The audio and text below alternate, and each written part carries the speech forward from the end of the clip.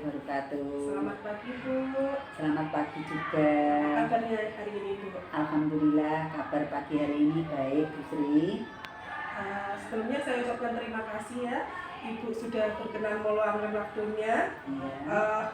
Ini saya dari CGP Angkatan 10. Ya. Tugasnya untuk wawancara dengan kepala sekolah tentang pengambilan keputusan berbasis nilai-nilai kebajikan sebagai pemimpin. Oh ya. Kita langsung saja ke pertanyaannya ya, Bu ya. Ya, silakan Bu Sri. Terima kasih, Bu. Pertanyaan yang pertama. Ya. Selama ini bagaimana Anda dapat mengidentifikasi kasus-kasus yang merupakan dilema etika atau rujukan moral? Ya, terima kasih Bu Sri. Pertanyaan untuk yang pertama. Untuk dilema etika itu merupakan situasi yang terjadi ketika seseorang harus memilih antara dua pilihan, di mana kedua pilihan semua secara moral itu benar, tetapi bertentangan. Sedangkan rujukan moral merupakan situasi yang terjadi ketika seseorang harus membuat keputusan antara benar atau salah. Seperti itu ya, Bu. Ya. Untuk pertanyaan selanjutnya, Ya. selama ini juga bagaimana Ibu menjalankan pengambilan keputusan di sekolah Ibu, terutama untuk kasus-kasus di mana ada dua kepentingan yang sama-sama benar atau sama-sama mengandung nilai kebajikan. Ya, terima kasih pertanyaannya Bu Sri.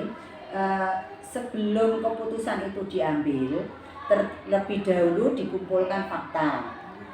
Siapa yang terlibat, kemudian menganalisis benar salahnya, membuat alternatif, solusi dan membuat keputusan, kemudian merefleksikan. Dan yang jelas jangan lupa berdoa, karena itu semua nanti juga Allah yang akan membantunya. Serta diawali dengan penelusuran masalah, kemudian mengidentifikasi masalah hingga terbentuklah kesimpulan. Inilah sebagai dasar dalam pengambilan keputusan.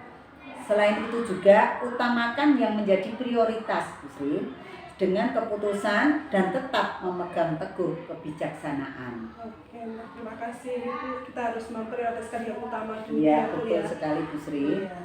Terima kasih. Untuk selanjutnya, pertanyaan yang ketiga, Ibu, langkah-langkah atau prosedur seperti apa yang biasa Ibu lakukan selama ini? Ya, terima kasih untuk pertanyaannya, yaitu menentukan penyebab permasalahan, kemudian menentukan siapa yang terlibat.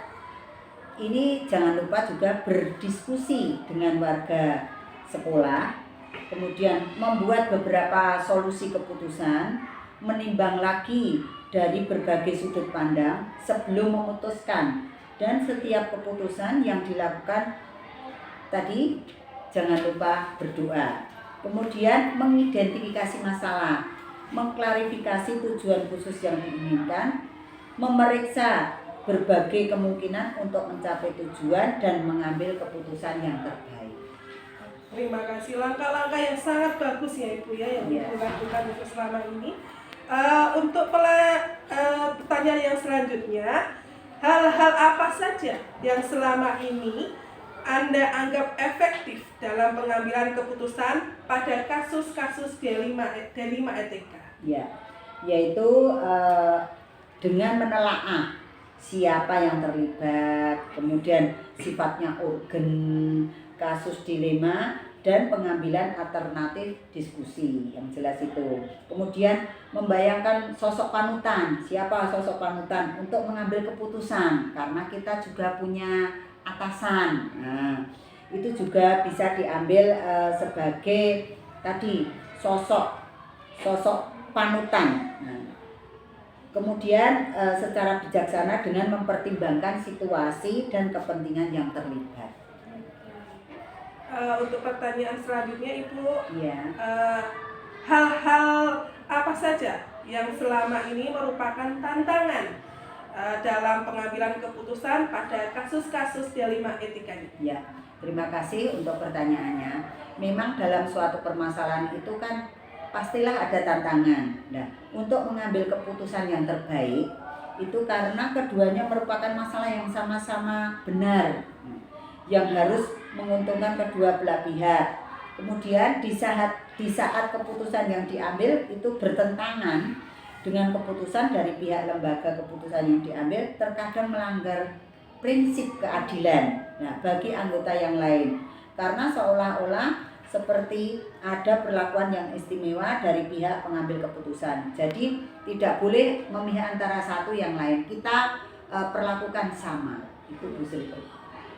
Oke, harus diperlakukan sama ya Bu dalam mengambil keputusannya. Pertanyaan selanjutnya Ibu, apakah Anda memiliki sebuah tata cara atau jadwal tertentu dalam sebuah penyelesaian kasus D5 etika? Apakah Anda langsung menyelesaikan di tempat atau memiliki sebuah jadwal untuk menyelesaikannya? Bentuk atau prosedur seperti apa yang Anda jalankan? Ya, terima kasih. Ini mengingat permasalahan yang ada dulu Bu Sri. Jika masalahnya biasa atau ringan, maka langsung diputuskan. Tapi jika masalahnya itu berat, dilakukan proses sesuai dengan kompleksitas kasus yang terjadi. Jadi melihat masalah itu ringan atau berat. Kalau ringan berarti masalah itu langsung bisa diselesaikan. Tetapi kalau masalah itu berat, berarti kita harus menelaah dulu. Saya tidak menentukan terus nanti ada jadwal ini tidak, tetapi apabila masalah itu ringan langsung selesaikan. Kemudian seringkali masalah itu diselesaikan pada saat itu juga Bu Sri. Tapi ada juga masalah yang memang harus diselesaikan pada jadwal tertentu dan berpihak pada siswa. Kita tidak boleh memihak ke satu kepada yang lain. Kita perlakukan sama, harus adil dan bijaksana.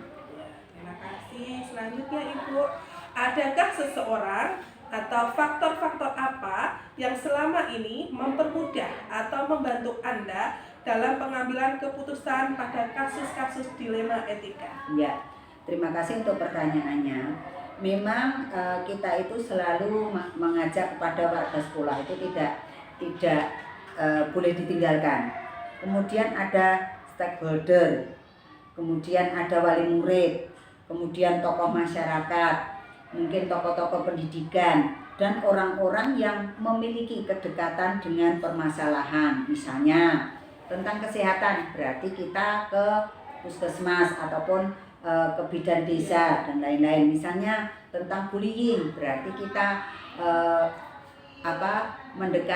mendekati ke yang Kantipmas desa dan lain-lain seperti itu. Kemudian pihak yang terkait dengan permasalahan itu ada aturan yang berlaku dari lembaga, seperti contohnya tadi puskesmas ataupun balai desa atau Pemdes Kedung Cino ataupun yang lain, serta pola pikir dari tokoh yang diidolakan. Kemudian keluarga itu juga sangat penting, juga ini pihak yang terkait dalam suatu permasalahan. Berarti kita itu saling bekerja sama antara wali murid, tokoh pendidikan, stakeholder, dan semua warga sekolah. Kerjasama yang harus harmonis ya Bu ya, supaya dapat menyelesaikan kasus-kasus yang ada. Ya. Terima kasih untuk pertanyaan terakhir ya Ibu ya. Dari semua hal yang telah disampaikan, pembelajaran apa yang dapat Anda petik dari pengalaman Anda mengambil keputusan dilema etika? Ya. Terima kasih Bu Sri untuk pertanyaannya. Saya menjadi lebih bijaksana Bu Sri dari menganalisis sebuah permasalahan untuk dijadikan pertimbangan menentukan solusi. Itu berarti saya lebih tambah pengalaman, kemudian dalam mengambil keputusan itu secara adil, bijaksana, tidak boleh memihak ke yang satu ataupun yang lain. Kemudian setiap pengambilan keputusan itu harus dilakukan sesuai dengan nilai kebajikan dan berpihak pada murid. Setiap mengambil keputusan pasti akan memiliki resiko, Bu Sri, itu jelas. Maka dari itu membuat keputusan yang paling baik adalah meminimalisir resiko yang akan terjadi. Itu Bu Sri. Seperti itu ya Bu. Ya. Saya rasa ini pertanyaan sudah selesai ya Bu ya. Terima kasih atas semua jawaban yang telah Ibu berikan. Ya, sama-sama, Saya Sri Mulyati dari CGP Angkatan 10 mengucapkan terima kasih Ibu sudah berkenan untuk saya wawancarai sebagai tugas saya dalam modul 3.1 yaitu pengambilan keputusan berbasis nilai-nilai kebajikan sebagai pemimpin. Ya. Sekali lagi saya ucapkan terima kasih Ibu. Selamat pagi. Bu Salam Sri. sehat untuk Ibu. Terima kasih Bu Sri, sama-sama. Wassalamualaikum warahmatullahi wabarakatuh. Waalaikumsalam warahmatullahi wabarakatuh.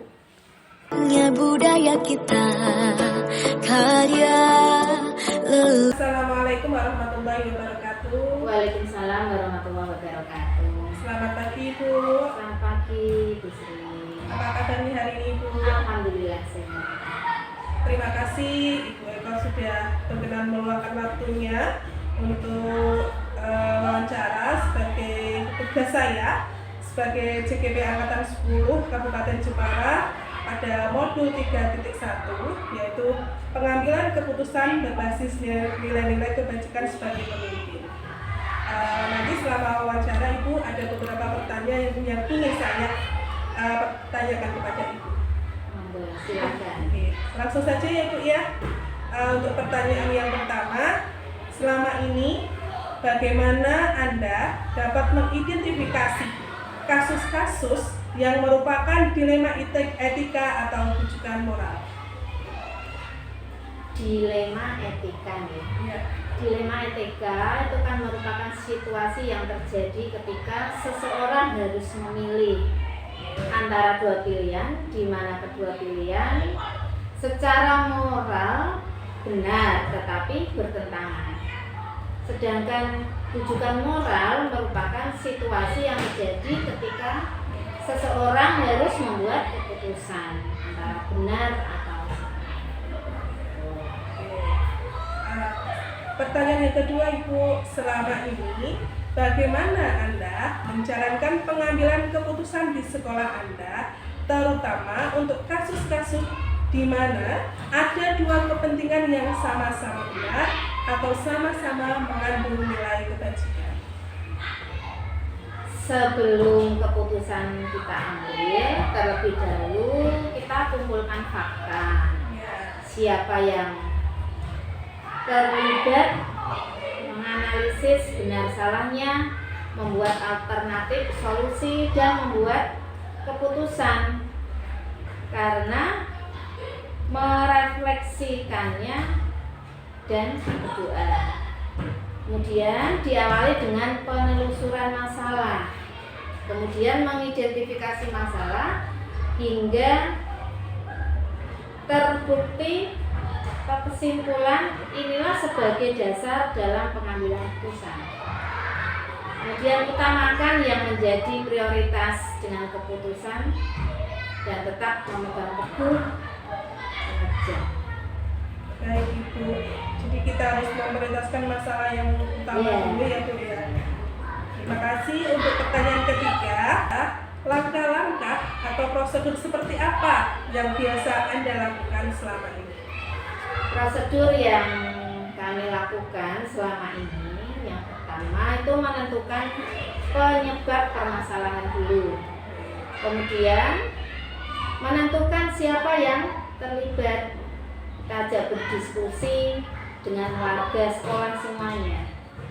Kemudian membuat beberapa solusi keputusan, menimbang lagi dari berbagai sudut pandang sebelum kami memutuskan. Dan setiap keputusan itu yang kita lakukan, ya kita sertai dengan doa. Jadi lebih ke kita meminta petunjuk. Terima kasih, langkah-langkah yang bagus sekali Ibu ya. Selanjutnya pertanyaannya adalah hal-hal apa saja yang selama ini Anda anggap efektif dalam pengambilan keputusan pada kasus-kasus dilema etika? Yang kami anggap efektif nih, diantaranya yaitu dengan menelaah siapa yang terlibat, kemudian sifatnya itu urgen atau tidak, ya, kasus dilema dan pengambilan alternatif yang efektif itu dibawa dalam diskusi. Kemudian membayangkan sosok panutan atau siapa untuk mengambil keputusan secara bijaksana dengan mempertimbangkan situasi dan kepentingan yang terlibat. Begitu. Terima kasih Bu. Selanjutnya pertanyaannya adalah hal-hal apa saja yang selama ini merupakan tantangan dalam pengambilan keputusan pada kasus-kasus dilema etika. Tantangan ya, yang menjadi tantangan kami dalam mengambil keputusan yang terbaik, karena keduanya merupakan masalah yang sama-sama benar. Jadi yang harus menguntungkan kedua belah pihak. Di saat keputusan yang kita ambil bertentangan dengan keputusan dari pihak, misalnya lembaga, keputusan yang diambil terkadang melanggar prinsip keadilan bagi anggota yang lain, karena seolah-olah seperti ada perlakuan yang istimewa dari pihak pengambil keputusan. Selanjutnya Ibu, apakah Anda memiliki sebuah tata cara atau jadwal tertentu dalam sebuah penyelesaian kasus dilema etika? Apakah Anda langsung menyelesaikan di tempat atau memiliki sebuah jadwal untuk menyelesaikannya? Bentuk atau prosedur seperti apa yang Anda jalankan? Jika masalahnya biasa atau ringan, maka langsung diputuskan. Tapi jika masalahnya itu sulit atau berat, maka dilakukan proses dengan melalui proses sesuai dengan kompleksitas yang terjadi, kasus yang terjadi. Kan seringkali masalah itu bisa diselesaikan pada saat itu juga. Tapi ada juga masalah yang memang harus kita selesaikan kapan kita butuh memikirkan, maka kita bisa jadwalkan, misalnya besok pagi atau 2 hari lagi, dan itu berpihak pada siswa. Begitu. Jadi kita menentukan penyelesaiannya sesuai dengan kasus yang dihadapi. Berat, ringannya jika hari itu bisa diselesaikan, ya kita selesaikan secepatnya. Lebih cepat lebih baik ya Bu ya. Selanjutnya Ibu, adakah seseorang atau faktor-faktor apa yang selama ini mempermudah atau membantu Anda dalam pengambilan keputusan dalam kasus-kasus dilema etika? Yang membantu ya, biasanya memang kami berdiskusi. Kami selalu mengajak warga sekolah ataupun wali murid jika dibutuhkan, atau tokoh masyarakat dan orang-orang yang memiliki kedekatan dengan permasalahan tersebut. Pihak-pihak yang terkait dengan permasalahan dan aturan yang berlaku dari lembaga, serta pola pikir dari tokoh atau warga kami yang ada di keluarga ini ya, maupun pihak yang terkait dalam suatu Jadi kita harus melibatkan warga-warga yang terkait ya Bu ya. Ibu, baik, ini pertanyaan yang terakhir ya Bu ya. Dari semua hal yang telah disampaikan, pembelajaran apa yang dapat Anda petik dari pengalaman Anda mengambil keputusan dilema etika? Selama ini kami dalam dalam dilema etika itu ya, saya menjadi lebih bijaksana lagi dalam memutuskan atau mengambil keputusan, baik dalam menganalisis sebuah permasalahan untuk dijadikan pertimbangan untuk menentukan solusi. Jadi setiap pengambilan keputusan harus dilakukan sesuai dengan nilai kebajikan dan berpihak pada siswa. Setiap mengambil keputusan pasti akan memiliki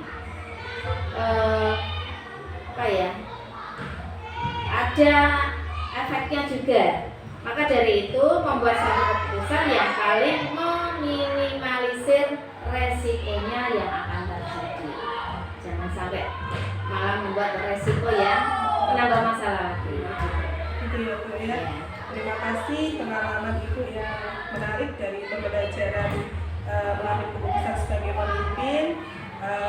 Terima kasih Ibu, saya ucapkan Ibu sudah meluangkan waktu untuk sesi wawancara dengan saya.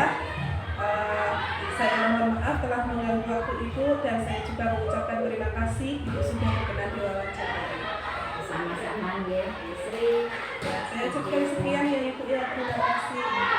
Assalamualaikum warahmatullahi wabarakatuh. Waalaikumsalam warahmatullahi wabarakatuh. Luhur bangsa